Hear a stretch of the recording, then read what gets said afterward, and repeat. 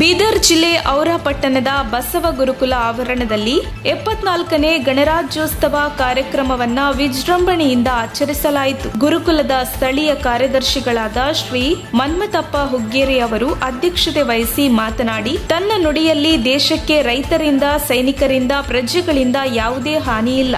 ಆದರೆ ಭ್ರಷ್ಟ ರಾಜಕಾರಣಿಗಳಿಂದ ದೇಶಕ್ಕೆ ಹಾನಿಯಾಗಬಹುದು ಎಂದರು. ನಾವೆಲ್ಲರೂ ಸಂವಿಧಾನವನ್ನ ಗೌರವಿಸಬೇಕೆಂದು ಹೇಳಿದರು. ದೈಹಿಕ ಶಿಕ್ಷಕರಾದ ಶೇಖ್ ಸಲೀಂ ರವರ ಮಾರ್ಗದರ್ಶನದಲ್ಲಿ ಮಕ್ಕಳು ಆಕರ್ಷಕ ದೈಹಿಕ ಕಸರತ್ತು ಮಾಡಿದರು. ಅನೇಕ ಮಕ್ಕಳು ಭಾಷಣ, ದೇಶಭಕ್ತಿ ಗೀತೆ, ನೃತ್ಯ ಪ್ರದರ್ಶನ ಮಾಡಿದರು. ಕಾರ್ಯಕ್ರಮವನ್ನ ಮಹೇಶ್ ನಿರೂಪಿಸಿದರು. ಈ ಸಂದರ್ಭ ಶ್ರೀ ಬಸವೇಶ್ವರ ಡಿಎಡ್ ಕಾಲೇಜಿನ ಪ್ರಾಂಶುಪಾಲರಾದ ಶರಣಪ್ಪ ನೌಬದೆ, ಸಿಬಿಪಿ ಐಟಿಐ ಕಾಲೇಜಿನ ಪ್ರಾಂಶುಪಾಲರಾದ ಸತೀಶ ಗಂದಿಗುಡೆ, ಬಸವ ಗುರುಕುಲ ಶಾಲೆಯ ಮುಗು ನಿರ್ಮಲ ಸೇರಿ ಬಸವ ಗುರುಕುಲ ಪಬ್ಲಿಕ್ ಶಾಲೆಯ ಮುಗು ಸನ್ವರ್ ಸುಲ್ತಾನ, ಇಂದುಮತಿ ಎಡವೆ ಗೌರವ ಉಪಸ್ಥಿತರಿದ್ದರು. ಗುರುಕುಲದ ಹಿರಿಯ ಶಿಕ್ಷಕರಾದ ಸಂಜೀವ ವಾಲಾಂಡೆ, ನಾಗನಾಥ ಪಾಟೀಲ್, ನಾಗನಾಥ ಶಂಕು, ಸಂತೋಷ ಮಡಿವಾಳ, ರೇಖಾ ನೌಬದೆ, ವಾಮನರಾವ ಮಾನೆ, ಬಸವರಾಜ ತಳವಾರ, ಸಂಗೀತಾ ಪಾಟೀಲ್, ರಜನಿಕಾಂತ್ ಮಾಳಗೆ, ಶ್ರೀದೇವಿ ಕುಲಕರ್ಣಿ, ರೇಣುಕಾ ಗಂಗೂಜಿ, ಸುಮಲತಾ,